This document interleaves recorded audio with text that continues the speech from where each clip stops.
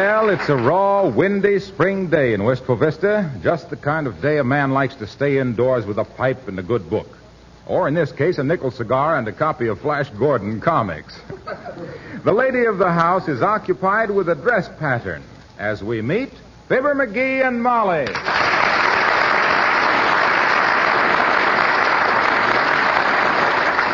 So Flash ups to him and he says... McGee, I'm so exasperated. What about? Oh, this dress pattern. I can't seem to figure it out. It's been so long since I made a dress for myself, I'm all out of practice. I thought you could buy dresses about as cheap as you could make them. Well, not quite. Anyway, we said we'd buy war bonds instead of Easter clothes, didn't we? So I had this material, and I bought a pattern for 35 cents. Let me see it. See? This don't look so tough. All you got to do is lay the pattern out on the cloth and cut around it. Oh, is that all? Why, certainly. That's a cinch.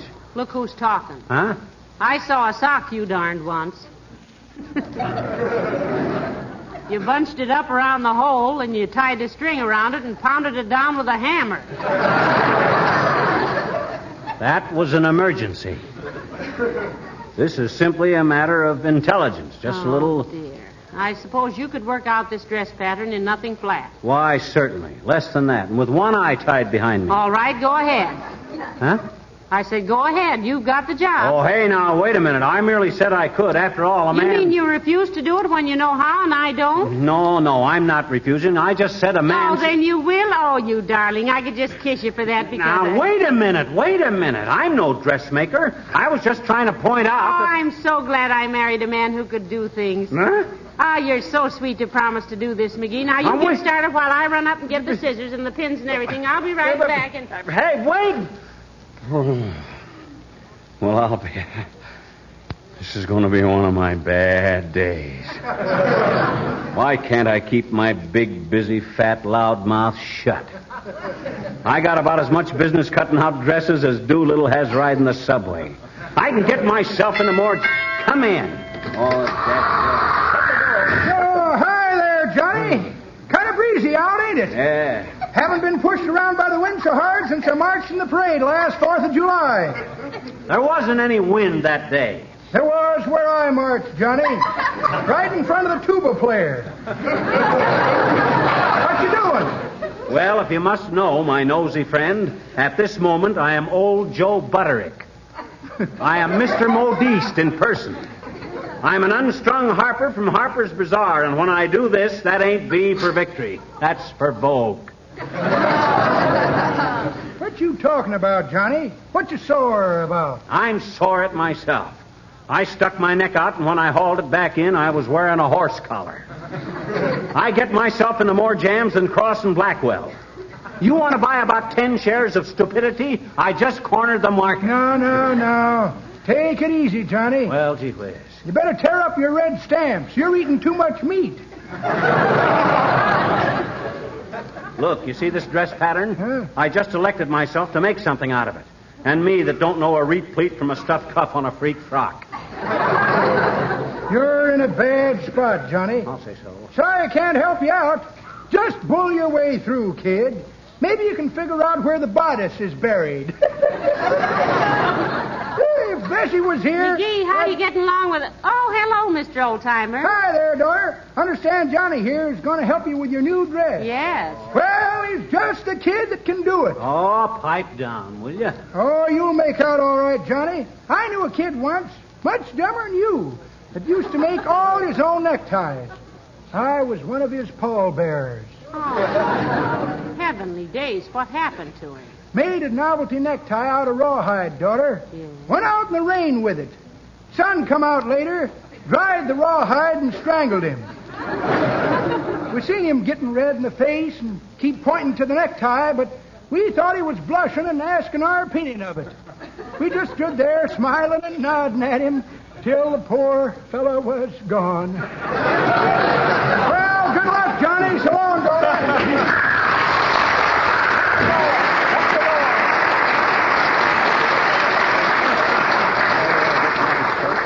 Let's get at it, McGee. Or rather, let you get at it. Now, here's a paper, pins, and some scissors, and a blue pencil.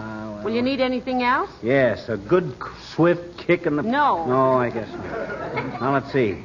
First, I better read the instructions. Says to put the ring on the palm. Oh, I'm so proud of you, dearie. Imagine a man being able to do this.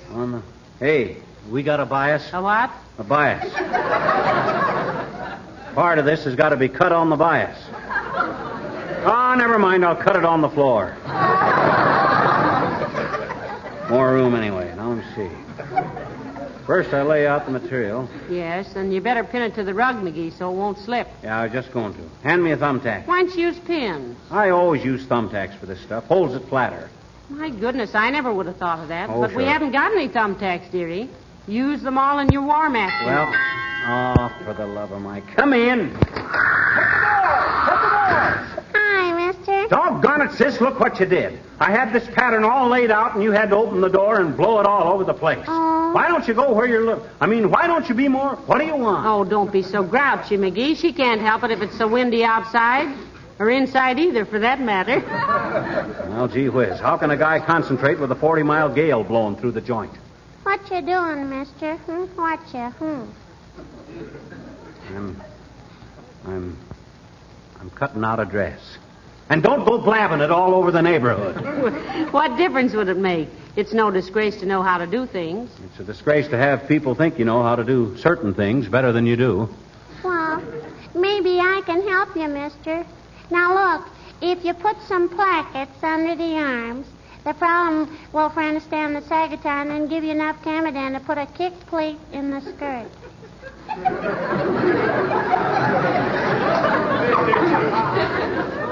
I know that much, sis. I'm no dumbbell. What was it you wanted? Well, I wanted you to help me build a model airplane. I got all the stuff. Well, I'm sorry, sis. I haven't got time today. Come back tomorrow. Okay. But have you got time for a poodle? I don't know. Well, what is it? Yes, and make it snappy. Well, why is an elephant afraid of a mouse? Huh? Well, why is he? Because the elephant has a trunk, and a trunk has 3 trays, and 3 trays beats 2 pears, and pears grow on trees, and trees have bark, and so does a dog, and a dog is man's best friend, and your best friends won't tell you, neither will I. Go on, Mister.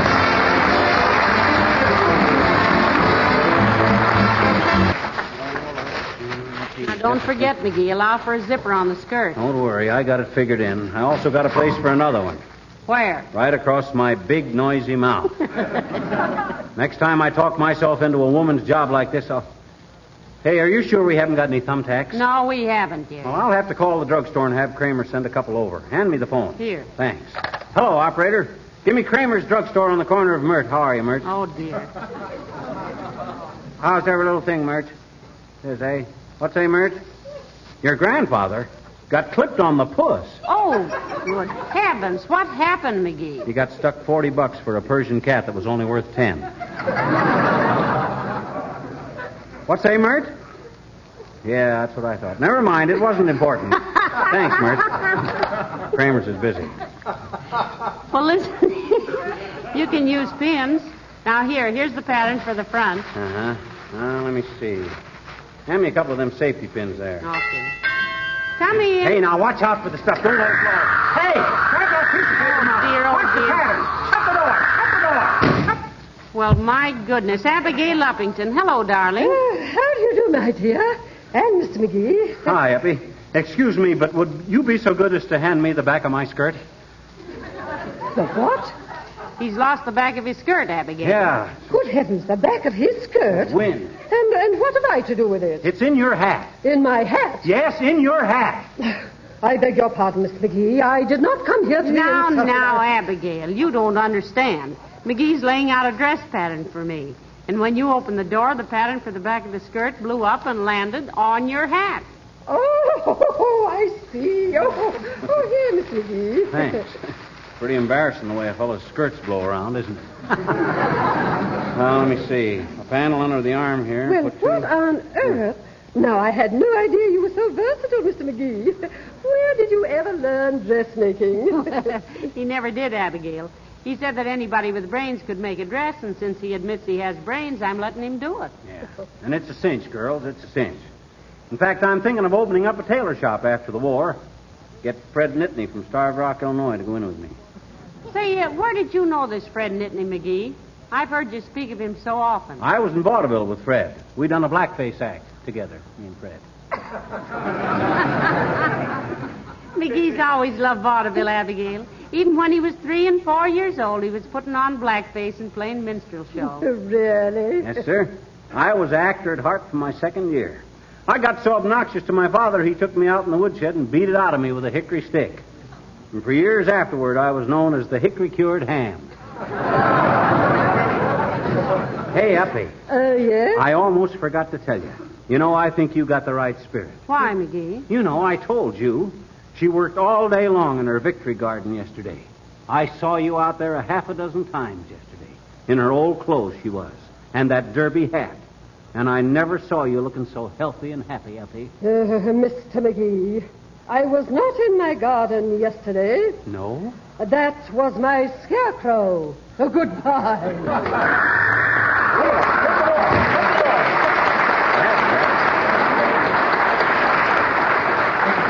Look at all those patterns, blown all over the place. Help me get them together, Molly. All right, dearie. That's the dad, Fred. Now, listen, when you get the dress all cut out, you can slip it on while I see how it looks. Oh, no, you don't. Not me, baby. I may not be bright, but I'm no dummy. Anyway, you can't fit your dress on me. Wouldn't prove anything. You and I don't throw the same shadow. Well, my goodness, it would be just a... Well, hello, folks. Oh, hello, Mr. Wilcox. Hello, folks, says he in that jolly good fellow way. Why don't you knock before you bust into people's houses, Junior? Look what you did to all these dress patterns. Blew them all over the room. Oh, I'm sorry. I really am, Molly. I didn't know you were working on a dress. I'm not. McGee is. What? He is. Yes, I am, and I don't want to hear any wisecracks, too, either. Oh, I wasn't going to crack wise, pal. Well? If a fellow likes to make dresses, it's none of my business. Everybody's entitled to a hobby. Why, I know a guy who spends practically all day long polishing his car. Doesn't need it, but he loves to do it because he says he gets such a kick out of using Johnson's Car New. The ease with which it's applied and wiped off, the double job it does in both cleaning and polishing. Well, he's never gotten over it. Well, don't look at me. We haven't got a car. Well, I know that, pal. I was just saying how Johnson's Car New does impress people. They can't get over how it cleans and polishes in one simple, easy application. How it protects and preserves the finish. These days when you can't just run out and trade in your car for a new one. We haven't got a car. No. But they know you can trade in that dust and road grime for a nice, dazzling, shiny polish by using Car New. Say, how did we get on this subject? Oh, leave it to Junior to throw in that businesslike touch. I'm getting so I can't look at his map without trying to find Racine, Wisconsin on it. Well, I won't bother you any longer, pal. Look, if you get to where you want to get out with the men folks, come on over to my house and bring your crocheting. We can sit on the porch and rock.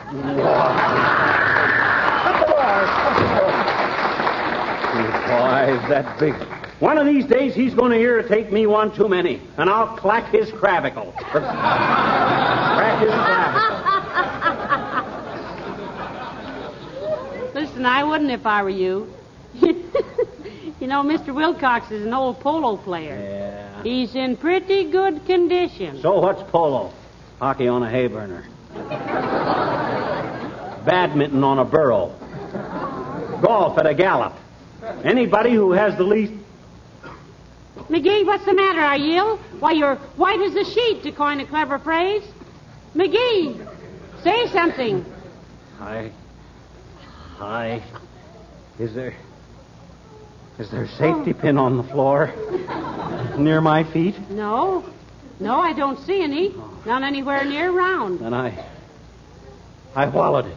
What? Get a doctor, quick. I swallowed a safety pin. What makes you think you did? I had it in my mouth, pinning patterns, when Wilcox... Oh, get the doctor, quick. Heavenly days, maybe I better. Lie down on the couch, No, dearie. I don't dare move.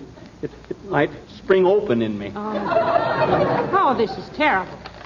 Hello, operator, quick. Give me Dr. J. Ramsey Gamble and the... No, Myrtle, not now. Get me the doctor. Tell him to bring a small cork.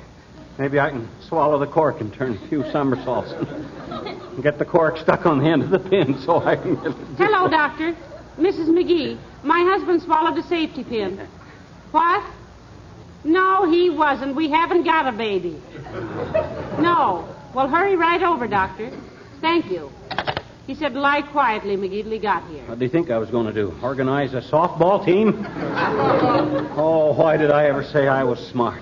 Why did I ever get myself into such a debility? Oh, my goodness, the doctor got here quick. Come in. Shut the door. Oh, hello, Mrs. McGee. Hello, Mr. McGee. Oh, hello, Mr. Wimple. Oh, hi, Wimp. My goodness, what's the matter with Mr. McGee? Well, he swallowed a safety pin, Mr. Wimple. He did? Does he like safety pins? No, I don't like safety pins. I swallowed it inadvertently. Oh. If there's anything I can do for him, I'm on the way to the drugstore anyway, Mrs. McGee. No, thank you, Mr. Wimple. The doctor's on his way over. He says he just has one stop and he'll be here. If it's Dr. Gamble, he's stopping at our house first. Is your wife sick, Wimp? Who, Sweetie Face? Oh, no, Mr. McGee. She's as strong as a horse. Stronger, even. Stronger? Yes.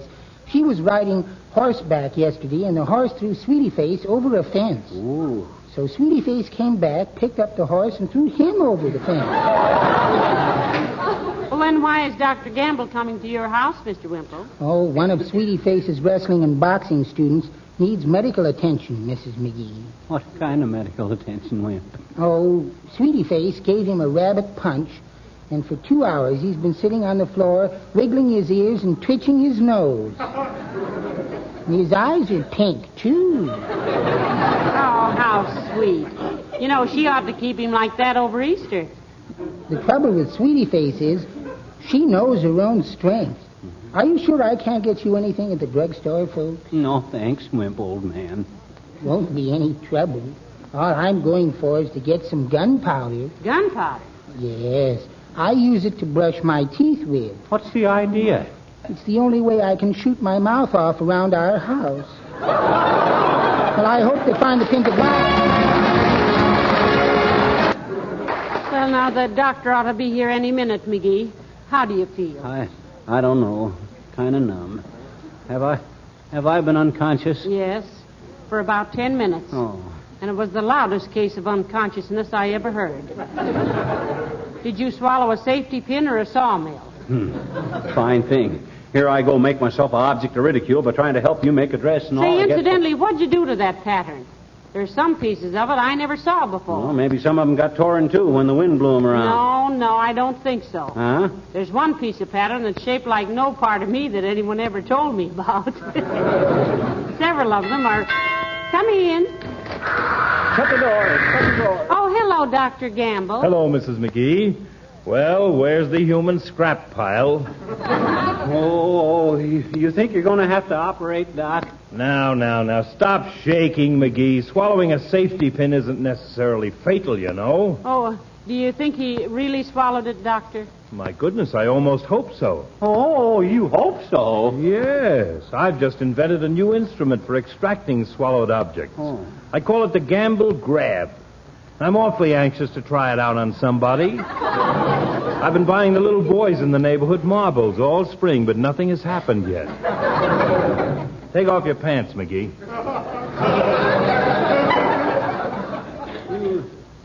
You don't understand, Doc. I didn't sit on it. I swallowed it. Stop arguing. Take off your pants.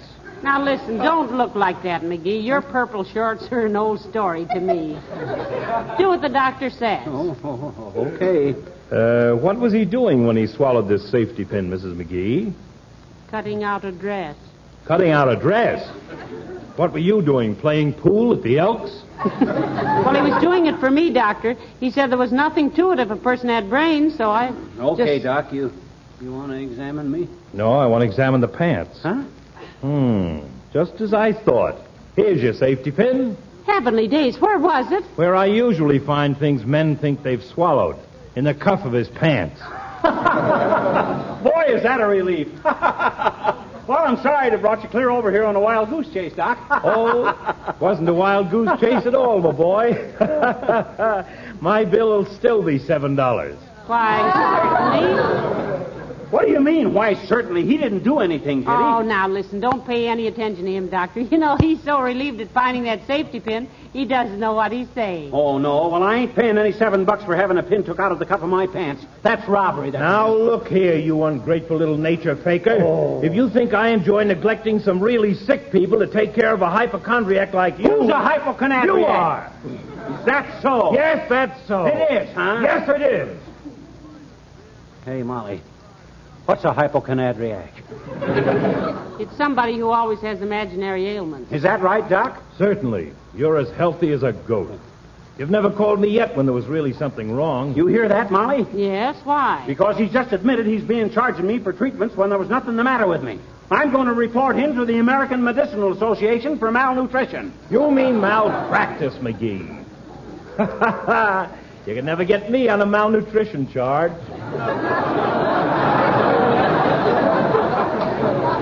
Why couldn't he, Doctor? Why couldn't he? Because I'm thoroughly fed up. Good day.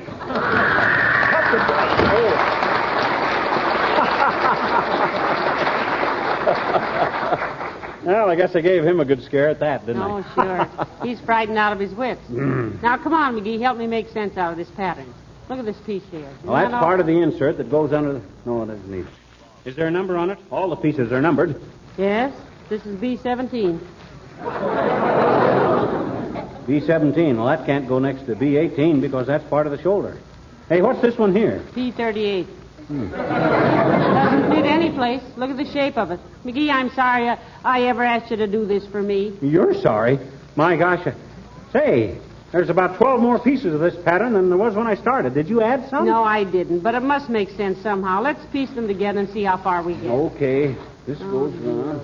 That won't go on top. You can't fit these... Oh, I give up, McGee. It's hopeless. I'm darned if I know what happened. If you ever got that thing together and wore it, you'd look like you were going to a costume party at the wreck of the Hesperus. Now and then... Oh, dear. Come in.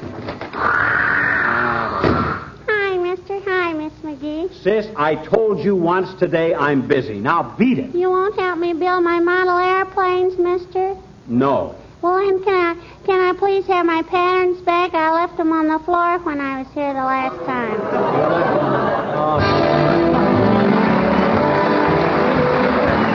Entrance hall. All three of them. Thanks to you, I'll have to wear an old dress next Thursday. What happens next Thursday? Heavenly days, have you forgotten? Huh? We're visiting the Kraft Music Hall. Oh, my gosh. How could I forgot that? Especially after that swell telegram they sent me. Oh, what was that? You didn't tell me. I didn't? Oh, it said something about how glad they'd be to see you, and in my case, how the biggest cheese of all goes to the Kraft Music Hall. I thought that was pretty nice. Oh, you did, huh? Yeah, don't you? Oh, I get it. Good night. Good night, all.